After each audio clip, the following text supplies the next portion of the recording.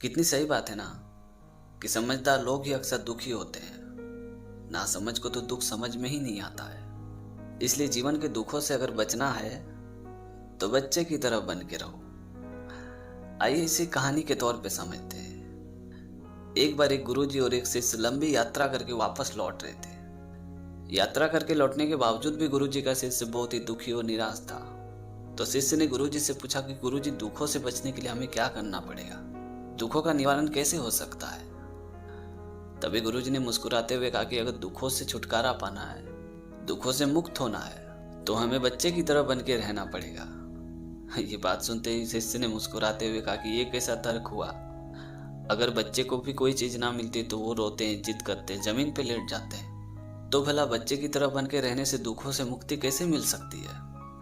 अपने शिष्य की बात सुनकर गुरुजी ने उस वक्त तो कुछ नहीं कहा, लेकिन कुछ दूर जाने के बाद उन लोगों ने देखा कि एक परिवार में एक सदस्य की मृत्यु हो गई थी, जिस वजह से सभी परिवार के लोग जोर जोर से फुट फुट के रो रहे थे, दुखी हो रहे थे। लेकिन वहीं पे जो छोटे छोटे बच्चे थे वो रो नहीं रहे थे, वो खेल रहे थे, मस्तियां कर रहे थे। तभी गुरुजी ने अपने शिष्य से कहा कि देखो, इस परिवार में एक सदस्य की मृत्यु हो गई है, जिस वजह से सभी लोग दुखी हो रहे, रो रहे हैं। लेकिन इन बच्चों को इन दुखों से कोई लेना देना नहीं, वो अपने मस्ती में हैं, वो खेल रहे हैं। इसीलिए मैं तुमसे कहा था कि जीवन के दुखों से अगर बचना है तो बच्चे की तरह बन के रहो। और रही बात बच्चे को कोई चीज ना मिलने की वजह से रोने की, जिद करने की, तो वो उस चीज को हासिल करने के लिए संघर्ष करते हैं, ना कि वो रो के दुखी होते हैं। जिस प्रकार सभी इंसानों के लिए अलग अलग संघर्ष होते हैं, ठीक उसी तरह बच्चों का भी रोना, जिद करना एक संघर्ष है।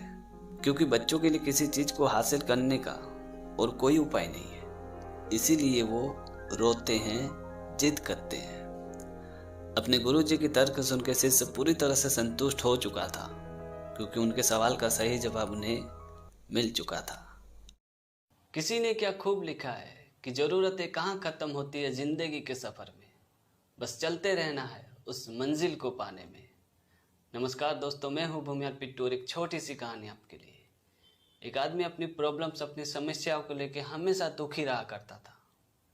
वो जब भी अपने दोस्तों को मिलता था तो अपनी प्रॉब्लम, अपनी समस्या अपने दोस्तों को अक्सर सुनाया करता था। और उसकी इस हरकत की वजह से उसके दोस्त उससे बहुत ही परेशान रहते थे, उससे तंग आ गए थे। वो आदमी एक दिन किसी काम की वजह से अपने गांव से दूसरे गांव की ओर जा रहा था। जाते वक्त रास्ते में उसने एक संत जी का आश्रम देखा। उस संत जी के आश्रम देख के वो मन ही मन सोचने लगा कि क्यों न संत जी को अपनी प्रॉब्लम, अपनी समस्या सुनाऊं। शायद संत जी मेरे प्रॉब्लम से, मेरी समस्या का समाधान निकाले। ये सोच के वो संत जी के आश्रम में गया और संत जी से मिला। उस संत जी को अपनी सारी समस्या, सारी प्रॉब्लम्स सुनाया और वो रोने लगा।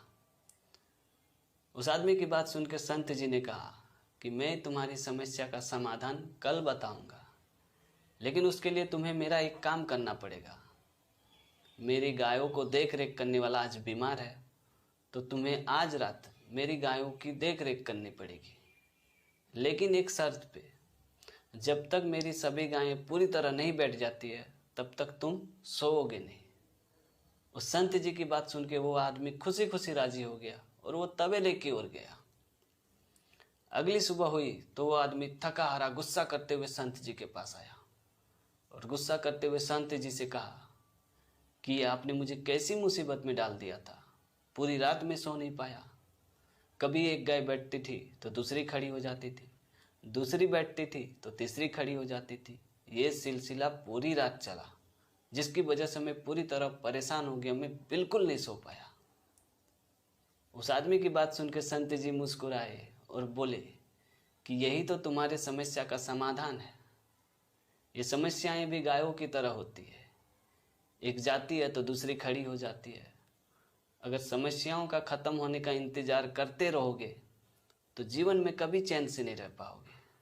इस संसार में सभी को कुछ ना कुछ समस्याएं तो है ही, लेकिन फिर भी लोग खुश रहते हैं। उस संत की बात सुन के उस आदमी को पूरी तरह से समझ में आ चुका था कि आखिर संत जी हमसे कहना क्या चाहते हैं। तो दोस्तों, इस कहानी से सीखने वाली बात यह है कि ये समस्याएं भी हमारे जीवन का एक अंग है। ये लगातार हम पे बनी रहेगी, इसलिए जीवन में सहज रहना ही एकमात्र उपाय है। तो आज के लिए इतना ही, मिलते हैं अगली वीडियो में एक नए टॉपिक के साथ, एक नई कहानी के साथ। तब तक के लिए जय हिंद,